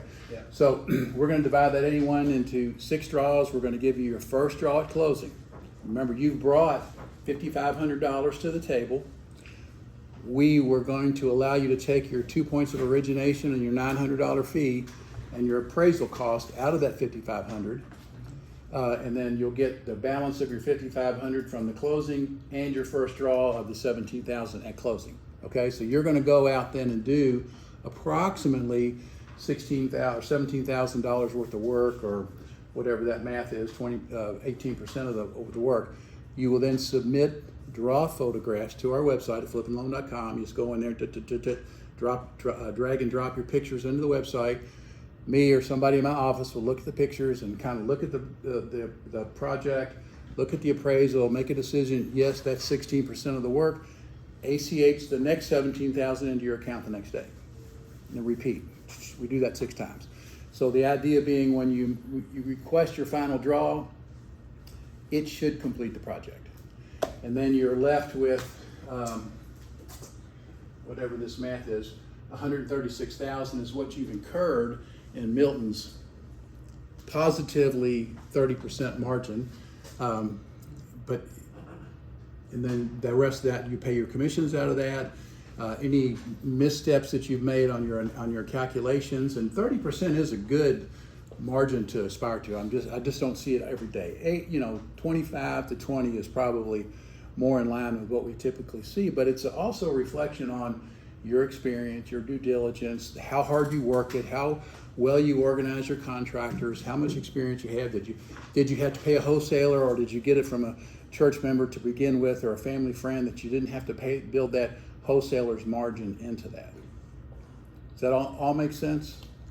You can do multiple deals with us. We've got customers that have a couple of $1 million out over, 8 or 9 properties, 5 or 6 properties, 2 or 3 properties. We have first timers. It's always helpful when somebody is coming in with their very first deal, that they've sat through a class, they've been through some sort of a training, they've been plugged into the social network of the people that are renovating houses, they have a clue at what they're doing, and we're not a hospital, we're not an emergency room, teaching people what's a good deal and how much to pay a plumber. I'm not saying I'm not grateful and happy to help with those kind of things, but that's part of what you do to bring to the table with your first deal or your 10th deal, is you have a fair idea of what you're doing and what this thing's going to cost. And Milton talked about contractor bad experiences. I still have them to this day, even personally. I try to keep in control of the contractor, but you can't always, but you have to always be suspect of your contractor. Now, he talked about relationships. I've got a 40-year relationship, 35-year relationship with my HVAC contractor. We've kind of grown old together. And he's had some hiccups in the road. I've had some hiccups in the road. I've been mad at him. He's been mad at me. I've refused to pay him. He's worked it out. We've figured it out. But I always know that at the end of the day, I'm going to call him up. And the dance starts all over again. And whatever that baggage may have been in the past, we're ready to go, because he's always made it right. I've always paid him, and we've always figured it out. That's a little different than, what Milton was talking about, of finding the plumber, trying to figure out somebody that you can trust to work with. And you just have to be careful, because there's just lots of people out there that will take your money and go and not follow up. And don't let people get overextended on you, and they just can't come back from that. Just like I have to be careful with issuing the draws. If you get too many draws and you don't have enough money to finish the project, we have a problem. So I have to always be mindful. And certainly there are exceptions and things happen, and we can modify the loan, and we can do these things, but that's not the norm. We always want to make sure that you have financial resources to fix a little hiccup in the road, and that your whole financial world is not resting on this deal, and there are no other resources anywhere. You have a credit card or some cash or something to round out the rough edges of a transaction. How does the application process work? You just go to flippandloan.com and it'll walk you right through it. We are going to basically take a minimal application on you. We're gonna do a soft pull on your credit. Everybody understand what a soft pull is? It does not show up on your bureau. It does not affect your credit score, but it allows me to verify your assets and compare them to the assets that you put on your application. If you say you've got 3 mortgages and you live at such and such address, and you've got a car payment and you've got some mortgages, that soft pull will give me some visibility into that to say, yep, Milton's who he says he is. He really does have, these assets here, and here's his credit score, and we'll make a decision right there. Pretty much I'll make a decision right there on if we can work with you or not. If you have never done a deal before, you don't have any assets, you're trying to borrow 100% of the money, and the $5,500 that it takes for this transaction to put the deal together is all you have to your name, we're probably not going to want to do that. So we want to see you know, you've got a line of credit, you've got some assets, you have a stock account, you have equity in your home. You may not have assets that are readily available, but I just want to make sure that $5,500 is not all you have to your name to put into this transaction, because if there's a hiccup, then, you know, we have a problem. So we don't want to paint anybody into the corner. We want to give everybody a little bit of leeway. But if that makes sense, that's sort of the rules. And I can't say it's a minimum credit score, it's a minimum amount of assets. I don't do that. I look at it, I have a conversation. Even before I do a soft pull on your credit, when the application comes in, either myself or Jonathan, my son-in-law that works with us, we're a local Louisville company here, we'll call you up and say, hey, what's going on? What are you trying to do? First time here. Let's tell me about yourself. What do you know? How can you prove to us that you're ready for this transaction? Did you take a class? Did you go to a meetup? Are you a CREA member? Have you taken Milton's class? Are you an agent? Do you know an agent? Is there real estate in your family? Have you ever done a renovation? Do you know what end of a hammer is? Just kind of, you know, a conversation about, let me make a judgment that you're ready for this challenge. And, you know, we say no sometimes. And sometimes it used to be no. I first met Chris McCarty. Robin Rutledge in this brokerage introduced me, and I wholesaled a home to Robin, and she was working with you about 7 years ago. Her and another agent that was in this office, they were both on Brad Long's team, and Natalie, you know, they were doing deals together.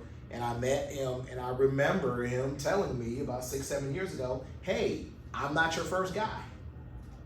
I'm not your first guy. You better I'm your second. So you better bring some experience to the table in order for you to do it.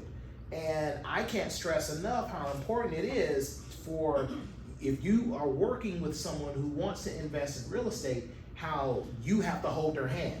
I'm going to teach a class, and it's going to be for agents, how to work with investors and how to hold their hand, because so many times that this is a conversation. You know, they don't know, because what do? They work at Ford, they work at GE, they work at wherever they work at. They're not out being real estate people like I am.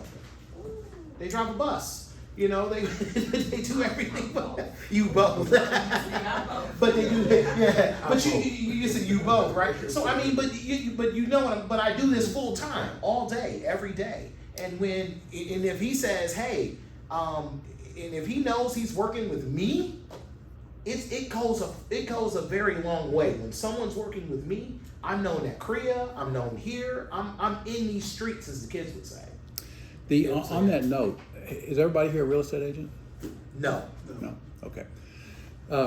Let's just talk a little bit about real estate agents and how hard money flip and loan can facilitate your business. So, if you're an agent, you get people call you up. I want to flip houses, you know, and that's probably something that real estate agents hear a lot. I want to flip houses from their customer base, and then you're like, okay, well that's good. Can you qualify? Today, banks are just ever more difficult to be approved for traditional rental house loans. And if you've got a customer that wants to get into the house flipping business, they work at Ford, they've got some assets, they've got some resources. I mean, those are people that we're not at all shy to work with. So as a real estate agent, you get somebody like that, it's all well and good that they want to flip houses, but how are they going to finance purchases? So getting back to introduce them, your customer, to us, you get paid the real estate commission, the brokerage, and then we will work with that customer, and then they get the house renovated. In an ideal world, they're turning it back over to you to list and resell.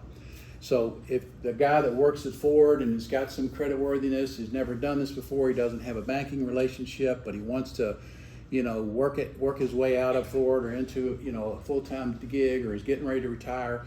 I mean, we love working with people like that, you know, they're established. Candidly, they're established, they have financial resources. So there's an option for you. I'm not saying we don't work with first-time people, because we do all the time. Just, again, we want to see a little bit of skin in the game. We want to see some involvement, if you will, rather than just, hey, I woke up this morning, I'm going to flip houses and give me a loan. And, you know, so it's hard to really give you any more specific criteria than that. That's pretty much how our process works. and I'm a testament to that. And I do work there for. Yeah, Cornelius, He does great fund my- chance. Yeah. And he does fund my property, then my relative does a good job. So I do want to, Chris, I definitely want you to hang out for 1 second. Any questions for Chris before we kind of, you know? And you said you guys front up to 100% of investment? You will if you're qualified. And Okay. by that, I mean, you know, we have, if you bring a Milton 30% margin deal to the table, something like that, that makes total sense to me, I'll look at it. But with that, we're gonna look at your credit underwriting, we're gonna look at your financial assets, but we're not afraid to make 100% deal. Okay. But generally speaking, you know, if I had to say, our typical deal is 10% down. Yeah. And so it benefits everyone when you think about the low barrier to entry, when you're able to bring a deal to when you're able to, you know, get into a deal for such a low margin, and you're thinking, how do I get into a deal with very low cash out of pocket? So that's how I'm able to say, hey, you want to flip a house and you have $20,000 on you. Yes, we can do a deal. And yes, we can figure this out. Why? Because I have access to lender partners that can facilitate and make those things happen. I mean, I do about 2 a year, give or take. And I also facilitate others, right? And so I help other people, and I help other people that are members of, you know, CREA organization. They have their relationships and they do what they do, but I'm involved. And the involvement, and it's a very lucrative part of my business. And actually, it's doing really well for me this year. I have an 80% to 20% listing to buyer ratio in my business as of right now due to that dynamic.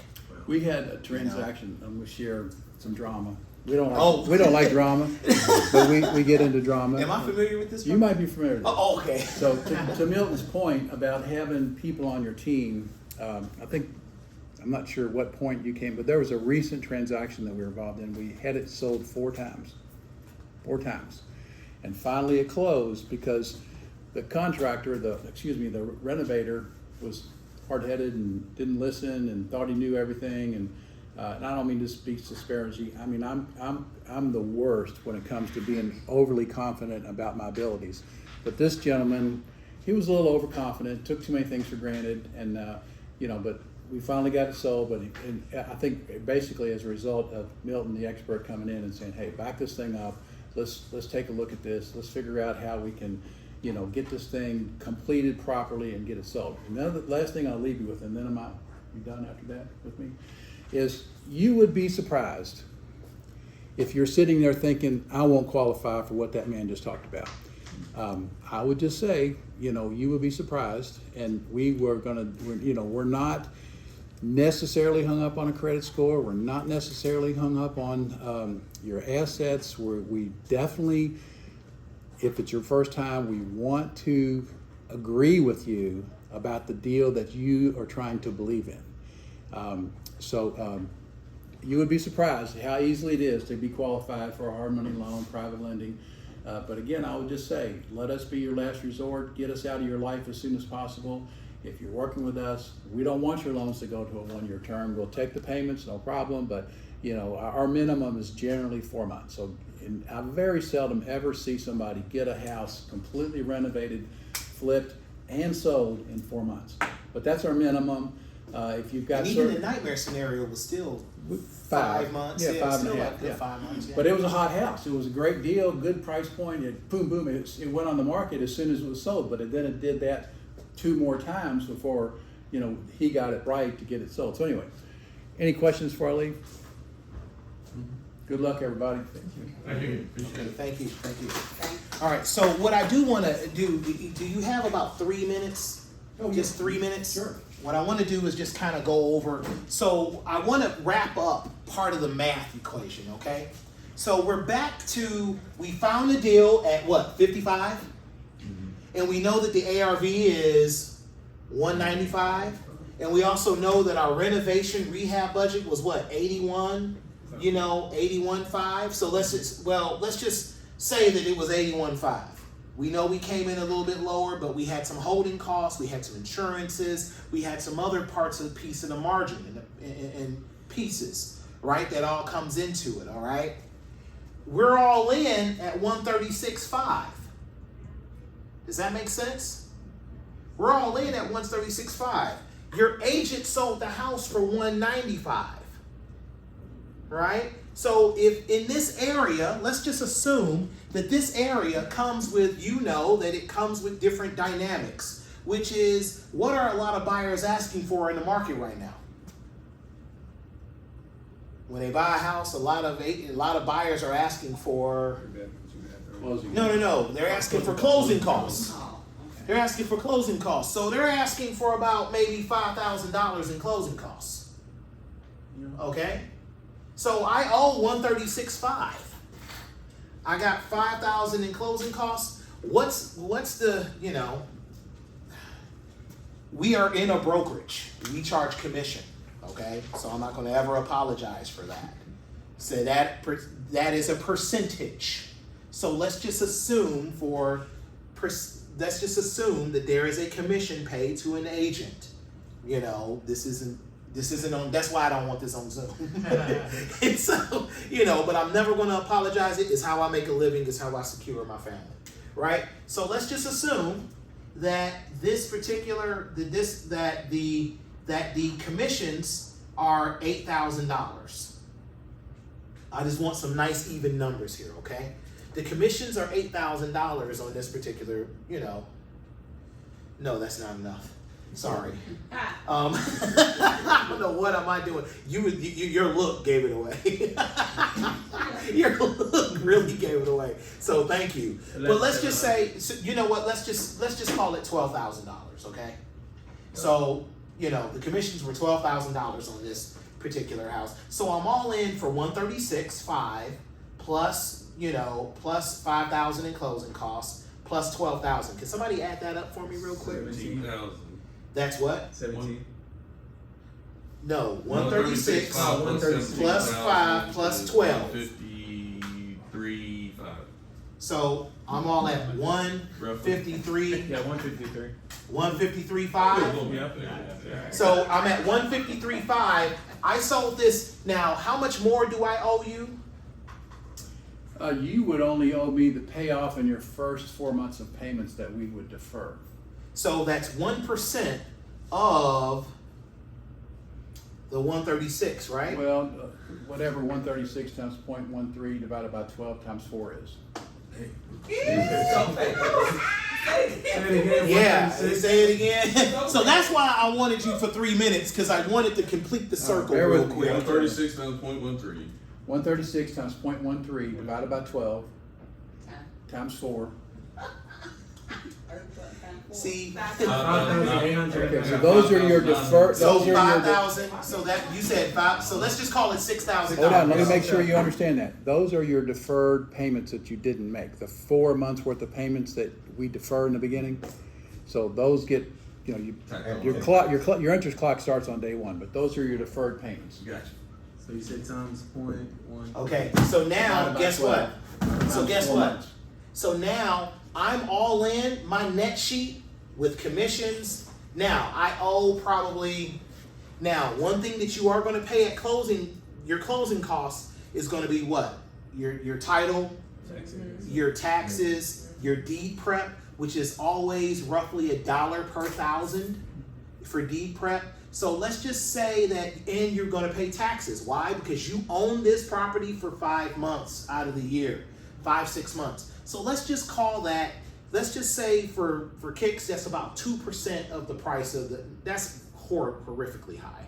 We would just call it 1% of the purchase price. Okay. So let's just say that that's just $2,000. Now we are all in at 161.5. Okay, we sold this house for what? 195, and we're all in for 161. That is 82.5% gross margin. Yes. That is what your investor is walking away with.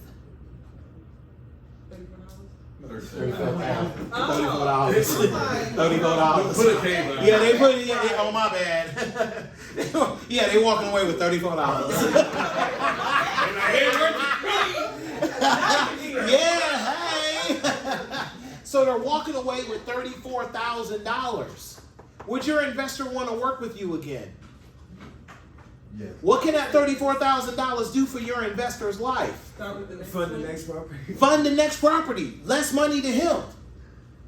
May not be able to. You can't eliminate this, off of one deal. But if you did 3 or 4, you now can say, all right, I have more than one option. You may want to partner with, you may want to partner with somebody. I may call somebody and say, hey, Milton, why don't you put your 70,000 together and put my 70,000? Let's go in and buy this and sweat equity this, and our money didn't cost as much. We like working with partners too. That's no problem. No. So yeah. So I do think this is enough for your investor to do it again. I mean, does that make sense? And if you did this and you walked away with $34,000 on top of whatever commission you made if you're an agent, I say you made off pretty well. Okay, so that's because we started off at 30% margin and we ended up at what again? 82.5. Right. sorry, We ended up at 17.5. 17.5% margin. Yeah. That's in your pocket. That's in your pocket. Yeah. So you end up with a 17% margin. Fair enough. But you started here because we had to pay all these other folks. Right? And that's So- really, that's about a typical, if you're looking for reality about, I'm not saying we do see people with a 30%, but day in and day out, that 17, That 18, 20%, that's under 20% is typically the margin. I want to ask you, how do you determine how many projects you allow people to work with at a time? I call it the interrogation, kind of like, well, tell me about yourself. What have you done? How many projects have you done? Have you made money? How many times have you borrowed money? Do you have real estate that you own now? Do you have family members that are involved in it? Are you real estate licensed? Just those kind of questions to get some comfort. I'm not buttoned up like a banker with all these regulators and have to make these rules. I'm going to look at you, the individual, look at the properties and look at your experience and say, yeah, you're ready for the second one. I'm not out of the box. I'm not going to let somebody just go start doing 3 properties. But if you get one going and you do what you say you're going to do, and everything's clicking, and like, oh, I got a pretty good feeling about this, and you want to start another one, yeah, we can do that. Okay. And thank you. Okay, Thank you so thank you, much, guys. Chris. Good luck. Thank you. Appreciate it. Thank you. Thank you. Okay, so we still have one more door prize to give out. So we're gonna wrap this up. I was expecting it to go a little bit longer, but Chris was really good and kind of breaking it down for us. The first class, we did have a lot more math to go through as far as a term sheet. So that being said, my suggestion is I'll have this again, but it's going to go through a real term sheet line by line, because your buyers and even yourself sometimes, when you're dealing with this hard money, you're like, okay, so where is that money coming from? Here's the reason why he's at 13%. The reason why he's at 13. So go ahead. I was just going to ask, does Korea have worksheets and access to the worksheets and stuff online? Nope. They don't? So everyone does it differently. So when you look at a term sheet from Flip and Loan, it looks different than SurePoint, which looks different from Kentucky Private, which looks different from you name the hard money guy. There is hard money people. There's a lot of folks out there, but I go with people that I know can get deals closed and people who I trust and have good customer service. They do what is called kitchen table underwriting, right? Living room underwriting. They're going to look at it and be like, oh, okay, that's cool. So it's not nearly as crazy as, you're going up to a bank, just like he said. He did call me when I first applied. He did call me and say, hey, Milton, I know I see you around and I know I see you, but tell me about yourself. And I was like, man, I'm just out here, doing my thing. I've been in Asia for a couple years, and, I've been working around with different people. I've been learning a lot, because the way I got into business is through the listing process. I listed houses for people and renovated properties for other people, and that's how I learned how to flip. I didn't know I was flipping. I only did it for my pay. I didn't know I didn't know that that's how people actually did it. They said, hey, Milton, why don't you go ahead and can you meet the contractor there? Can you vet the contractor? Can you make sure the work is done? Oh, can you let them in? And oh, can we send you a check and can you pay them? I thought it was just me being a good customer service. I didn't know I was the GC. I had zero idea that I was a GC. I'm just running around like, okay. I was just happy that somebody was just calling me up and saying, hey, Milton, let's work together, do this. I'm like, yes, with my pleasure. I was Chick-fil-A with that. You know what I'm saying? And I'm like, okay, let's go. But then I realized, I'm like, wait a minute. People get paid more for this? GCs actually make money from other people? I had zero idea of how the game worked. All I knew was I want a listing. So I would do whatever it takes. I would say, hey, you want me to renovate the house? You want me to do whatever? I'll do whatever. Yeah, go for it. Did me the same way. Huh? Chris did me the same way. He did call you. He'll call you. He did call me and told me, vetted me and said, you know what, keep working, son, because you ain't ready right now. You just got to keep plugging away. You just got to keep plugging away. Keep going to the. And now it had to be 5 years ago. Maybe 4. About 4 or 5? Yes, because he was on that time. He was on that time of, if you don't have no experience, click. I mean, he was like that back in the day. I had to work. It was 20%. Yep. It was 20% back in the day. And, so I was like, man, so I left him alone. I was like, I might as well go work with every. So I did a few deals outside of him. And then when I finally came to him, I said, hey, man, I got some experience. I mean, because I had experience with other people, but I still had to go through experiences and different people and a whole bit there. So let's go ahead and wrap this up. But I do want to go through a list with you guys. So there's a lot going on. No. Okay, so what I'm going to do is there is a course evaluation. So I do request that, so let me recap while you guys do that. And I want to go over a list that is in your booklet, okay? So please, kind of bear with me as I do this real quick. There is a list that's at the end of your booklet. And it's what I call the anatomy of flip. And just to kind of disclose, this is not a Keller Williams approved course. This is a course that I wrote and put together for the purposes of real estate investors and realtors to learn how to do this business to the best of their ability. I did source a lot of the content from some sources that are in Keller Williams, but for the most part, a lot of it is just my ideas and personal experiences and stuff like that. But I wanted to kind of give you guys a step to take for every flip, and it's on page 15.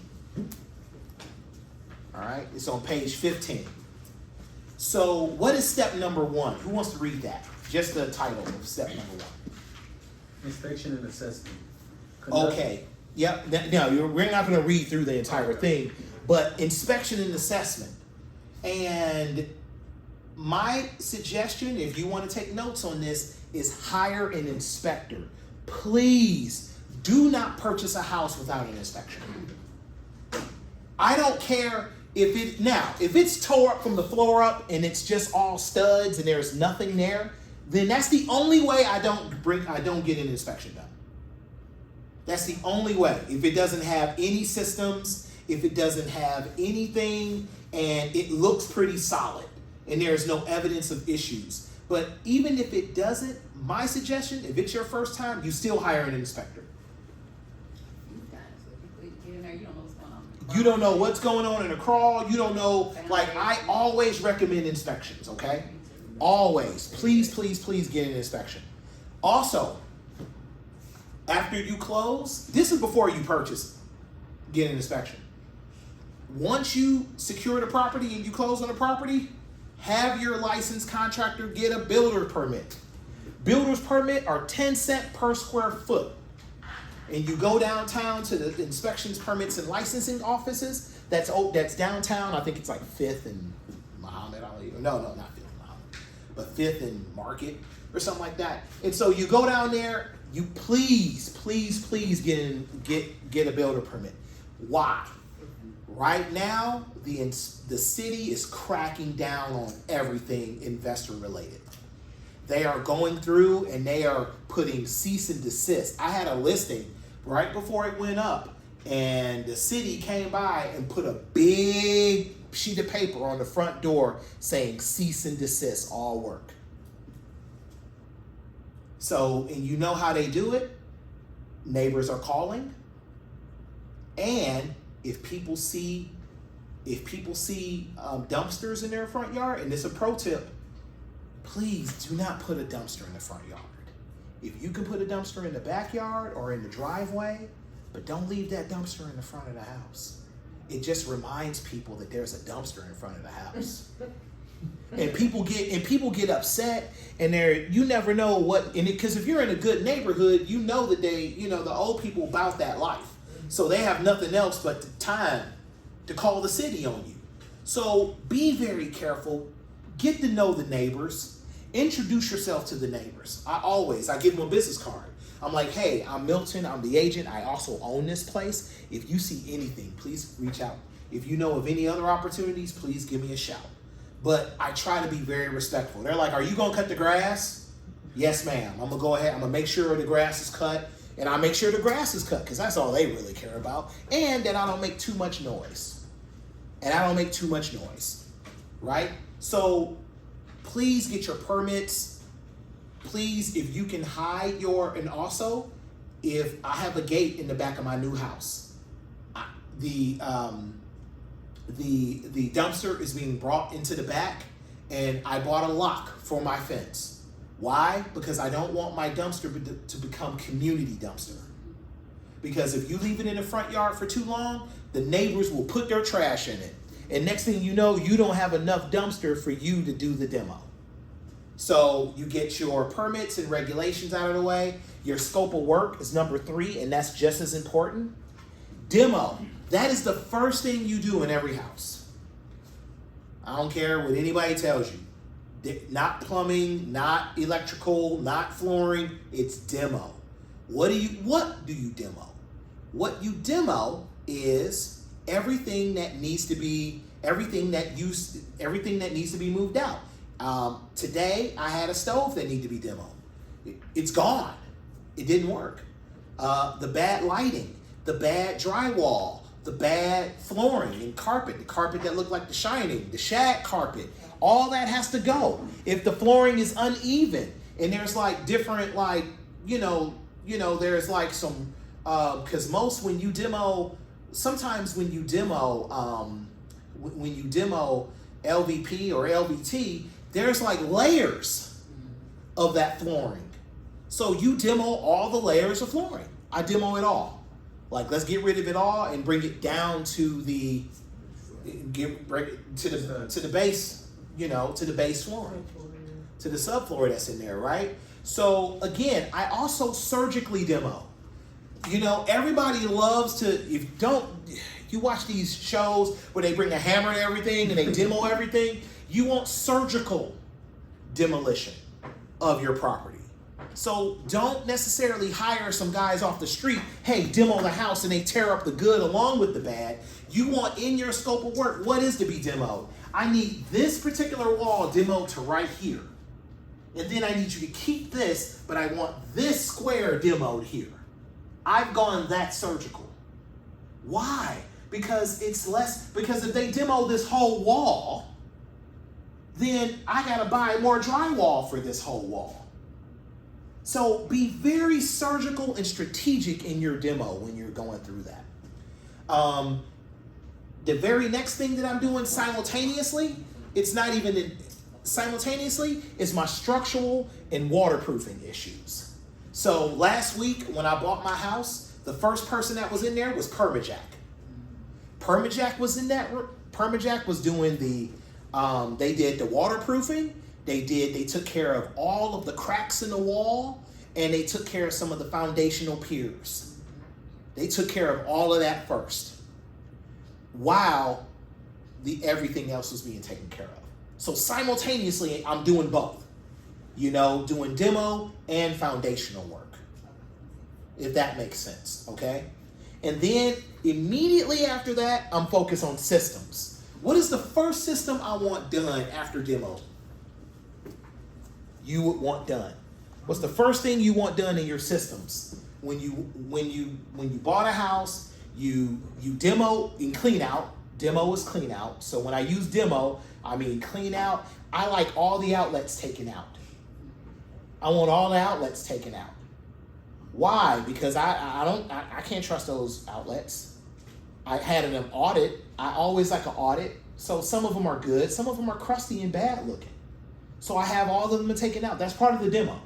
Your demo and you're cleaning out the house. You're buying new outlets and that's in your scope of work. That's in your scope of work. But what am I doing system-wide first? What am I doing system-wide?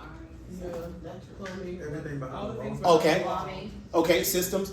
Plumbing is number one. Plumbing is number one. Electrical's number two. Plumbing, electrical, HVAC, that's number 2 and 3 respectively. The reason why I want to make sure I'm plumbing everything right is because that's dealing with the water. And I may have to demo some more things just to get to it. So my demo includes access to all the plumbing lines. So plumbing is the number one thing that I take care of first. My plumber is going to be at my house at the end of the week, and he's going to get started because I'm getting a new water heater. I'm adding a bathroom, right? I'm adding a bathroom because I'm forcing the appreciation on my house. It's a 3-1 right now. I'm making it a 3-2. And everything is being demoed and cleaned out today. And my plumber's going to be in there in order to lay down all, make sure the whole house is plumbed. Make sure my new bathroom is going to go up.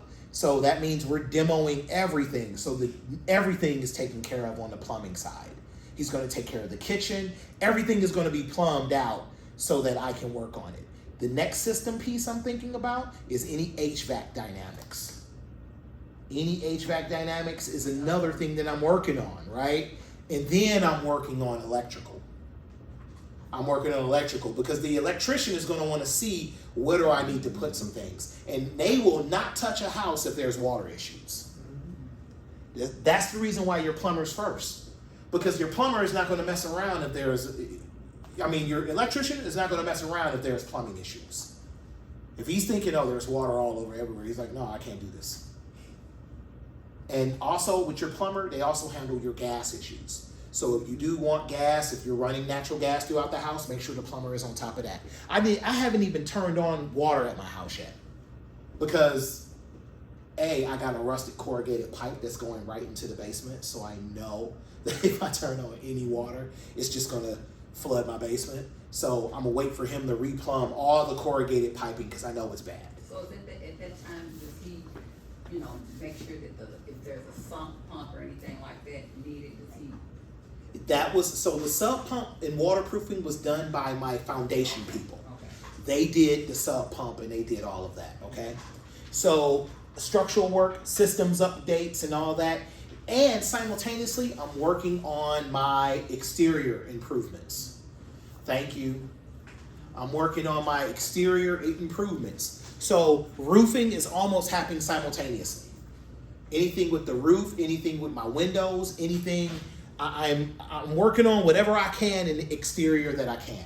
If I need to spray it down, if it's vinyl, if it's brick, tuck pointing the brick, whatever I'm working on that almost simultaneously with the systems. Well, if you're doing any tuck pointing, do you get a structural engineer to look at that first before? The structural people were just there and a couple steps above. But as far as the tuck pointing is concerned, like, So the structure people don't do tuck pointing. well, are they going to look to see if it could be structural? Is what I'm saying. Oh yes, I've taken care of the structural because most structural issues are in the interior and foundation aspects and are because of a couple of reasons. water close to the property. So once I take care of the water, once I take care of the downspouts, once I take care of some of the other elements of the causation of those issues, then I can do the tuck pointing. That's why the structural piece is so far up along in your order of operations. I'm just asking. No. I mean, no. I'm just. People do, but you know, sometimes they do some of the stuff. It just depends on who it is. No. Yeah, that's probably true. In my experience, I just didn't have the person that did that at the same way. You know, I did at the same way. They just didn't have that. And so then exterior, interior improvements, the whole bit. You know, I think most of us are really good at some of the, you know, but I'm also wanting, you know, what happens if I brought in new drywall? If I bring in new drywall, what do I do with new drywall first? As far as setting it in the house? If I bring in new drywall and I put it up against the wall, what do I have to do to it? I have to prime it. And I have to make sure that it's primed. After I put up drywall, I have to make sure it's mud or taped. I also have to make sure it's primed, and then I paint it. And that's a process. So if you see somebody working and you don't see them navigating that process, that's a red flag for your contractor. See you later, sister.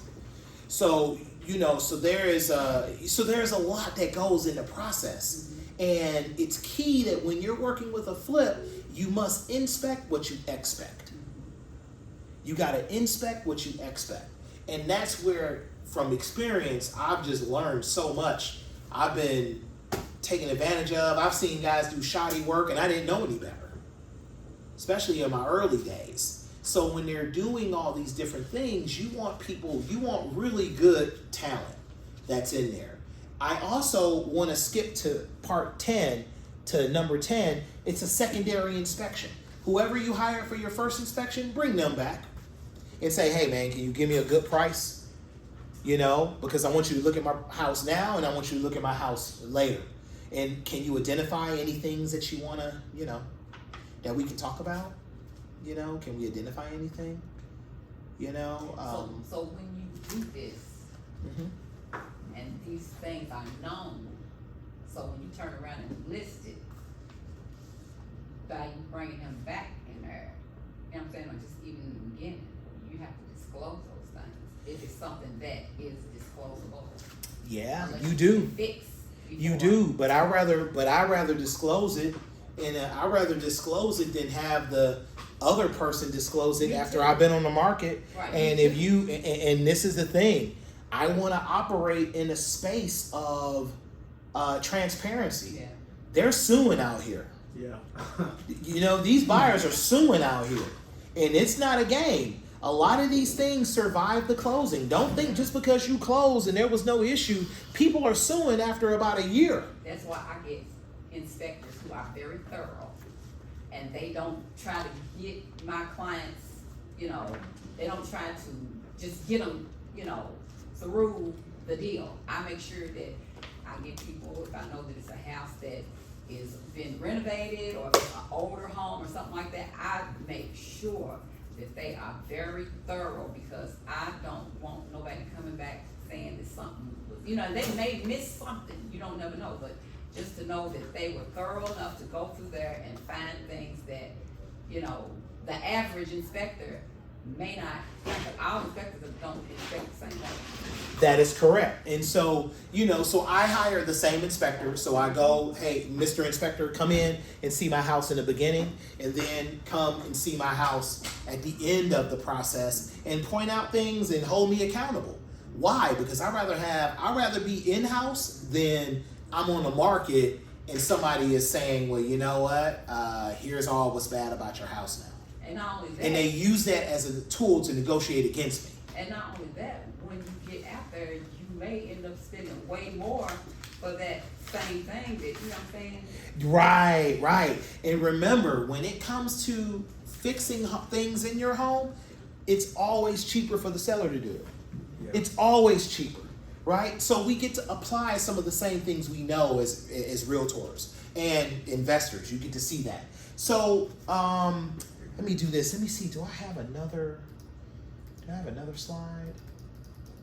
Oh, I think that might be it. That's it. That might be it. So I wanted to also point you to the end of my booklet, page 17. I am wearing an Investor Tribe shirt. Please join the Investor Tribe. Right now, we are just building up the tribe, and the whole purpose of Investor Tribe is a learning environment. We're going to start meeting.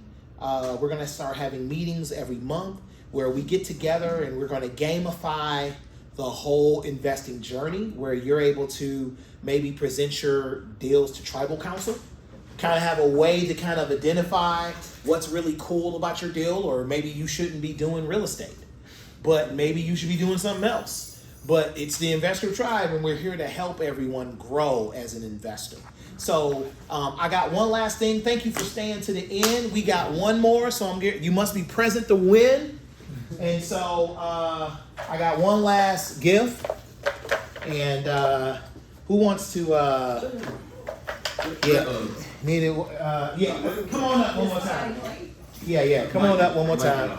So we're gonna come on up one more time. We're gonna just pick out a card. They got to be present to win, though. Ron, you're not here. Ron, That's me. Oh, there that's he is. you, All right. Ron. Well, hook him up, man. Hook him up. Ron won big today, man. There we go. Ron won really big today. You won last time, didn't you? No, he wasn't here last time. Yeah, why don't you show everybody, man? Why don't you show everybody? Don't be shy. That's a relative for everything. Oh, wow. I just want to drive home too, so that's perfect timing. All right. So before I wrap up, any questions for me or any questions for Mike DeVito? He does the insurance and the home. If you want some cold pizza, you can warm it up in the microwave or whatever. But that was brought by a home warranty company. But any questions for me? I'm willing to just kind of kick it at this point, and because I booked the room until 4. I have 2 properties that I'm currently